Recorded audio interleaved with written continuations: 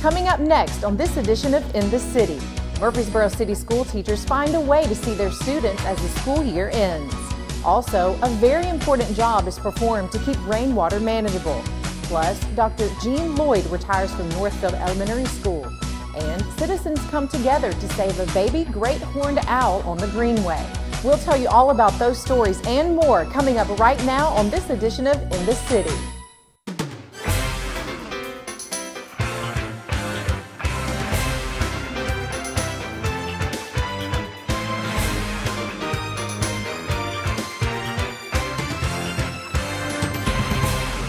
Welcome to another edition of In the City, your source for what's happening right here in the city of Murfreesboro. I'm Michael Lynn White. Murfreesboro City school teachers are the ones boarding buses this time for a parade to see their students one last time. We are taking all of these buses and a few vehicles to all of our students so that we can see our students that we have missed so much. We're so excited to see them. Since the students can't go to school, the teachers go to them in a parade to celebrate the end of the year. We are going to every street and every neighborhood in our zone. Even with the cloudy, misty weather, nothing is raining on this parade. We're going to yell and shout and tell them how much we're going to miss them until summer's over. Since COVID-19 canceled the usual end-of-the-year parties, they still didn't want the kids to miss out. Obviously, like a traditional assembly or party or end of the year celebration wasn't possible, so this is kind of our only way to do that. City schools sent out the exact route and times of the parade so the students wouldn't miss the chance to see their teachers. We'll see them, they'll see us, and I think it'll just be the closure that everybody needs. Murfreesboro City schools have been out since March 13th. These teachers tell us this is just what they needed going into summer. Reporting for City TV, Michael Lynn White. We spent time with the street department crew that performs a very important task for city residents. Check it out. In a growing city, cleaning and repairing storm drains is important to keep floodwaters off of people's property. One of the tools used in this task is the Murfreesboro Street Department's dual-engine vacuum truck. So we'll pull up, we'll pull the catch basin, we'll pull the grate out, see what we got, and we'll stick our vacuum, which is the big tube on top. We'll put it in there, and then we'll put that nozzle on, and which is the hose reel, and we'll stick it in there, and we'll turn the vacuum on first and get it going. Then we'll turn the water pressure on. It can run 2,500 to 3,000 psi, and we'll run it through the line, see what we got. Sometimes there's bad joints or roots, rocks, different stuff. So we'll try to blow it out and blow everything back to the vacuum, suck it out, and we'll take it to where we dump it and get rid of it. The department has other crews that work together with the vacuum truck crew to let them know of trouble spots. We have a crew that goes out and TVs the lines too, and they write up things that we need to do and different collapses, stuff like that, if a line needs to be cleaned. So it can vary from just us running a maintenance map, going out, and our drain crews that go out and clean the drains off on the top. They see something, we can come out and suck it out or wash the line if it needs to be washed. The street department welcomes citizens to contact them if a storm drain is not working properly. If you look in the catch basin and you see, a huge rock or, a chunk of asphalt or, a limb, we found everything from basketballs to mailboxes in these before. So if you see something in the catch basin that doesn't look right, or if water's standing on the catch basin not draining, then there's obviously something wrong within the pipe. So give us a call and we'll come out and see what we can do.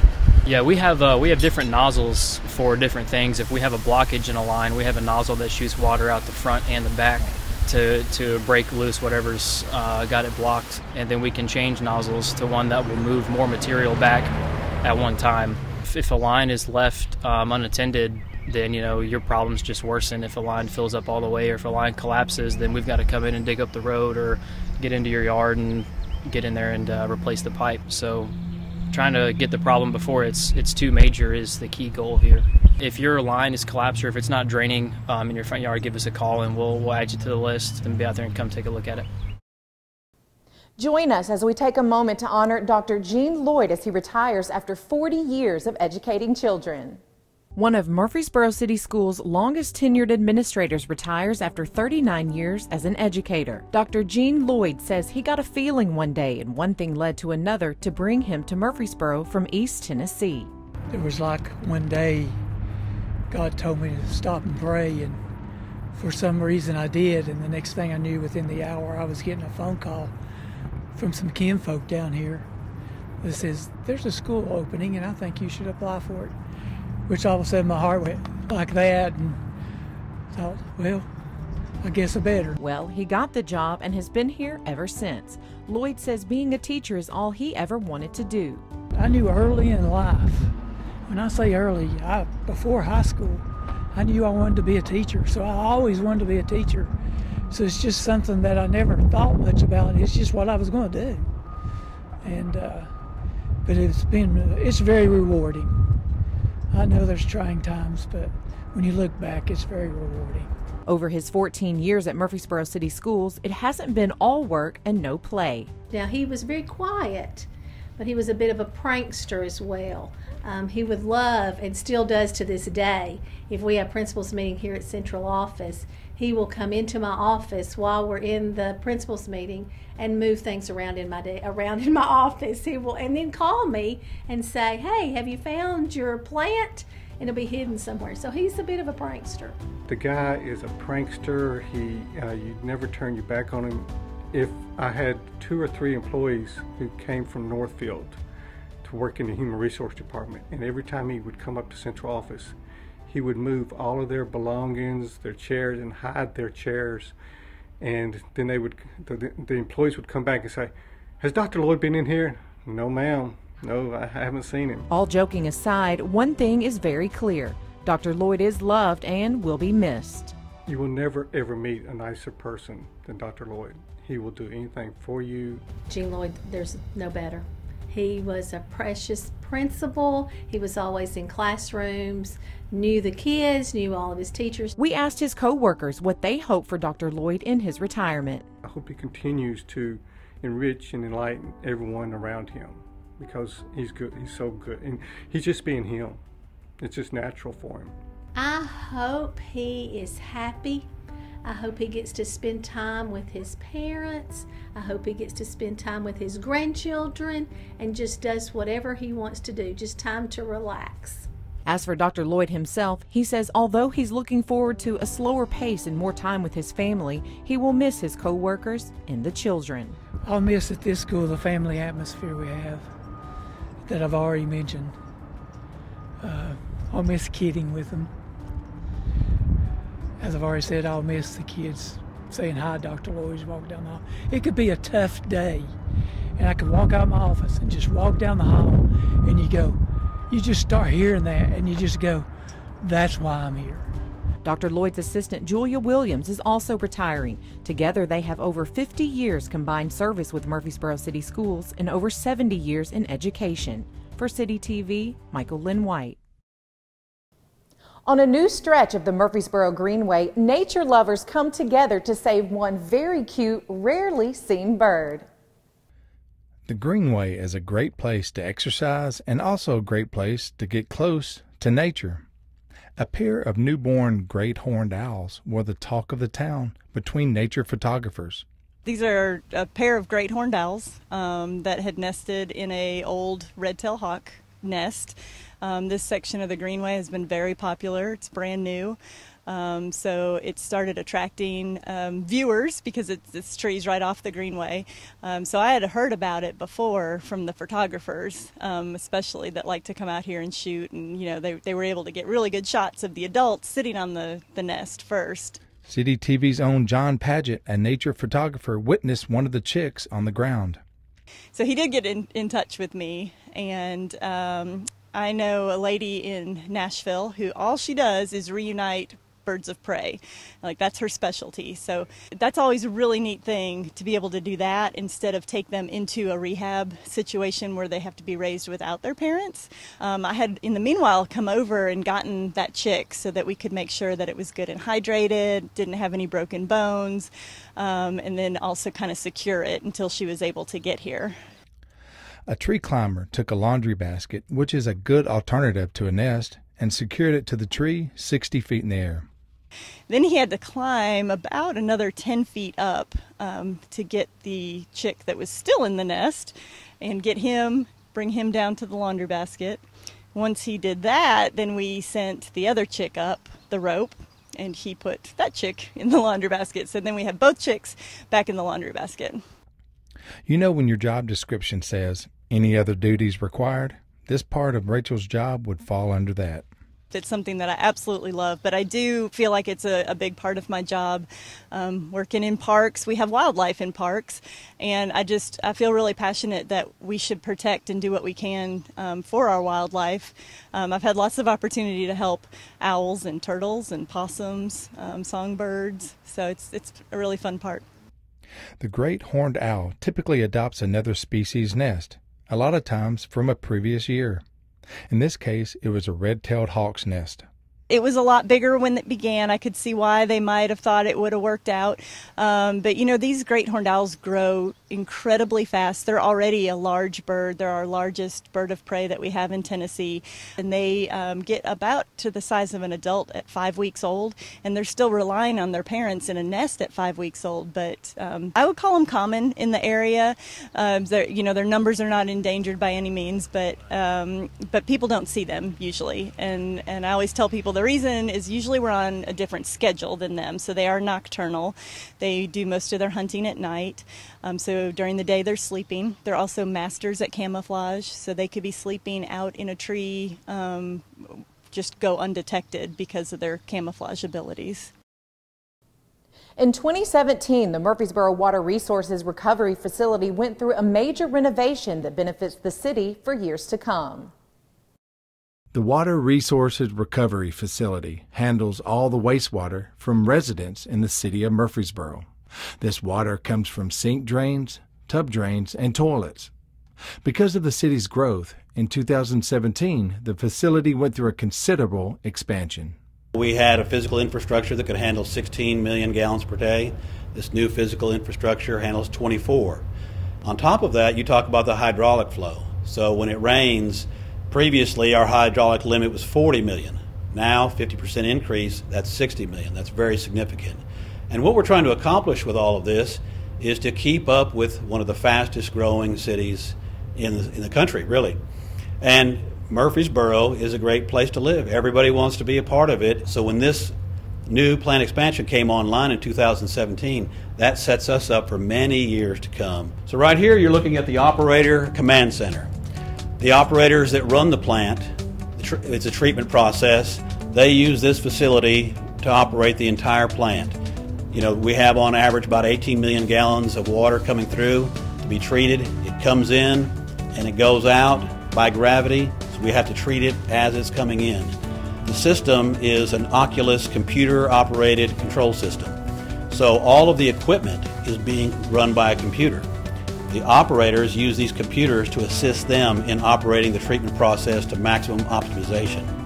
When the water first reaches the plant, the trash has to be screened out. Of course, right now, we always tell people no wipes down the drain, nothing, only toilet paper down the drain. So the Headworks building screens out all of what we call inorganic material or trash. That material is screened out, loaded up in dump trucks, and taken to the landfill. Once the inorganics are screened out of it, it goes into the oxidation ditches. That's the heart of the treatment process. It's a biological system with millions and millions of gallons of what we call mixed liquor. That's where the water and the microorganisms are all mixed in together. We control the habitats for various microorganisms, and those microorganisms break down the pollutants. From there, it goes to what we call our final clarifiers. This is where the organic solids settle to the bottom and the clear water goes over the top. Those organic solids are sent to a dewatering facility, dewatered. Now they're more in a solid form, and those end up in the landfill. We have a project that's going to use those even better in the future. That clear water that went over the final clarifier looks very good. That's where a lot of plants stop. In Murfreesboro, it goes into sand filters. This is tertiary treatment, which is rare. Not many places do it in Tennessee, but we do it because we have the reuse water system. So these sand filters finally filter the water, get almost all of the solids out. And then from there, now this very, very clear, clean water goes to UV disinfection. We use the UV light to disinfect the water so that no pathogens, disease-causing microorganisms, can go into the environment. From there, it's oxygenated just to provide oxygen into the water and into the environment once it's released into the river for the aquatic life. And that's the end of the process. While this plant is running, while everyone else is at work, while everyone else is enjoying their life, we're in the background doing this job. And we do millions of transactions with people a day. Think every time you brush your teeth, every time you use the restroom, every time you wash the dishes, that's an interaction with our system. And we do millions per day without interruption. And that's the way we want it. We want folks living their life, having fun, enjoying their day, and we want to be open for business. Businesses come into Murfreesboro. It's been what I consider America's hometown for a long time, and we want to keep it that way. While SportsCom was closed because of COVID-19, they took the opportunity to renovate the facility before it opened back up to the public. Hello, I'm Bart Fight at the Murfreesboro SportsCom, and today I'd like to tell you some improvements we have made here over our shutdown, which is usually in the March, but due to the virus situation, we had some extra time, and we thought we could add some improvements to SportsCom. We're now currently in the gym. We have now went further and sanded down to the lines and refinished our floor.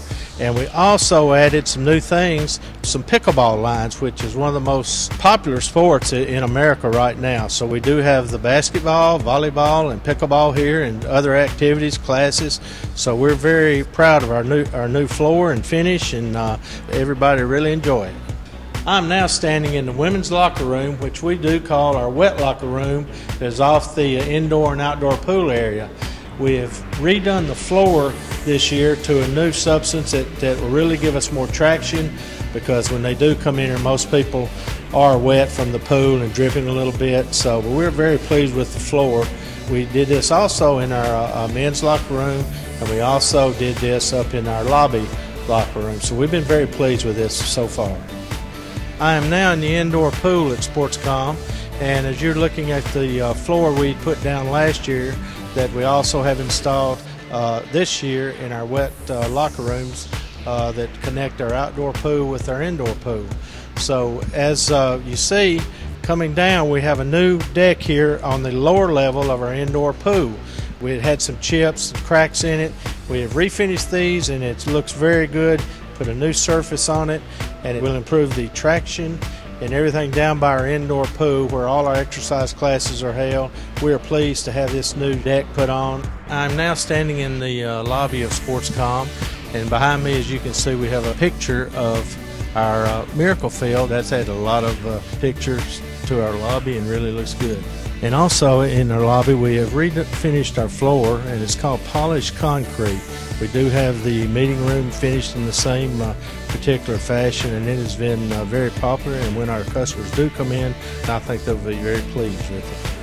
As we close with our tour of SportsCom, we sure want everybody to come back. We think everybody will be very pleased with all our improvements we've done here with the floor, gym, the pool, and also in our locker rooms. So we look forward to having all our customers back. We're very proud of our customers, and we think they'll be pleased with our facility. The Murfreesboro Center for the Arts may be closed for now, but that doesn't mean the show won't go on. It's a place that's usually filled with music and applause. The beautiful foyer, right now, empty. But that doesn't mean the Murfreesboro Center for the Arts has taken their last bow. As you can imagine, COVID-19 has really hit the center hard. We are a performing arts venue. We have a theater here. We have an art gallery that's free and open to the public, and we have a large children's program. And all of that had to stop mid-March. Denise Parton and Patience Long, along with their staff, work tirelessly, daily, continuing to provide programs that have become such an important part of Murfreesboro. We have been working hard behind the scenes to figure out what's the new normal look like? How can we offer our mission and our programs to the community? One of the ways they are keeping things going is by taking the extremely popular Center Stage Academy program virtual. We have kids taking playwriting, acting, music theory, choreography, makeup, art. So we had a lot of classes that were well attended, and it's actually been fun, and the kids love connecting still with each other, even though it's through a computer screen right now. Not participating in person makes things particularly challenging, but Parton tells us it's been a lot of fun.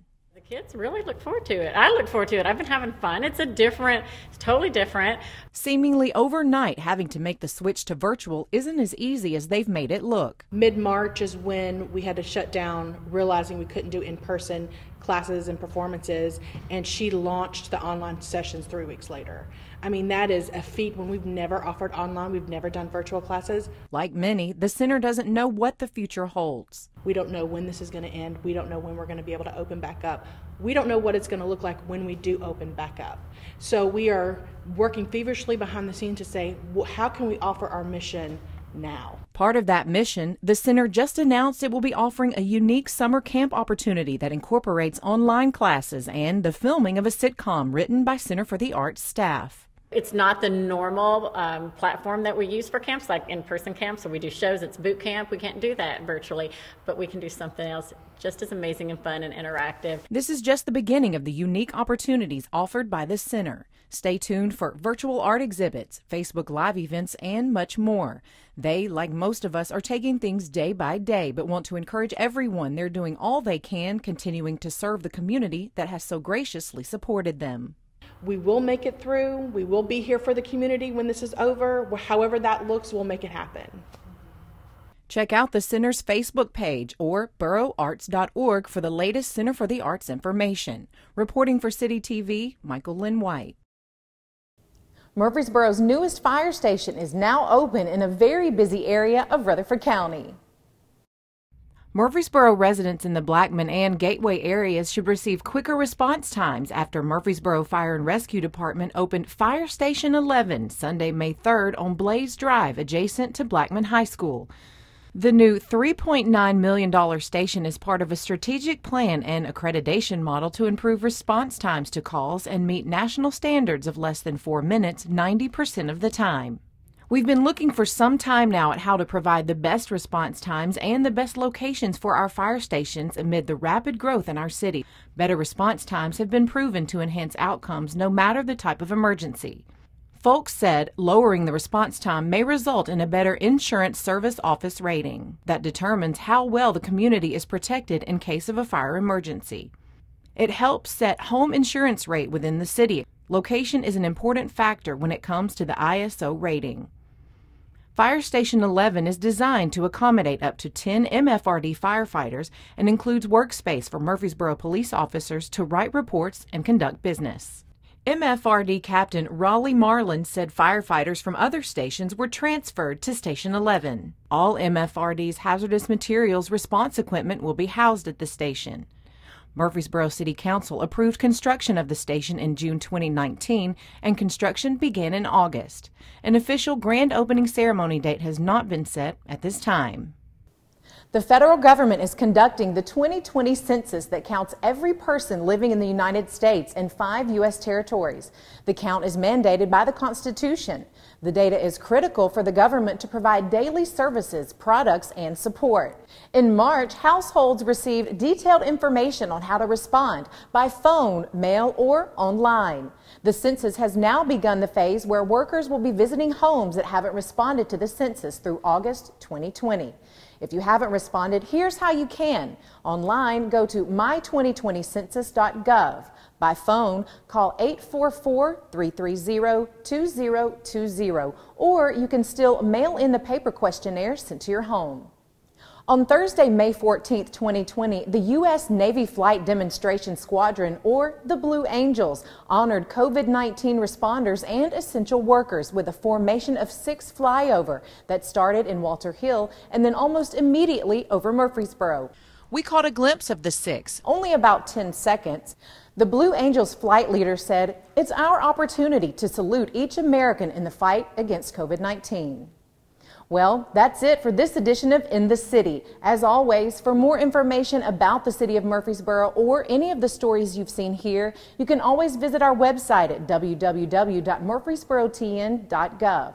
And if you want to see any of the stories that you've seen today or catch up on some of the latest city news, you can always visit the City of Murfreesboro's YouTube channel. Murfreesboro City Schools Director and leading advocate for children, Dr. Linda Gilbert, passed away Wednesday, May 20th of a stroke. She was a dedicated mother, grandmother, and educator. Her calling was caring for the whole child, making Murfreesboro City Schools a respected model for systems throughout the state, with the system being named Exemplary Access District in 2018. She previously worked for Murfreesboro City Schools as a Community Relations Coordinator, Associate Director of Instruction, and Music Teacher. Her accolades were 1997 Teacher of the Year and 2019 Tennessee's Superintendent of the Year. She famously said, "Murfreesboro City Schools exists because it is willing to risk, to innovate, and to lead. That's what a great school district does." Murfreesboro City Schools Human Resources Director Ralph Ringstaff was named Interim Director. We worked closely with Dr. Gilbert and witnessed firsthand the passion she had for children, her co-workers, and her community. She was loved and respected, and we will miss her dearly.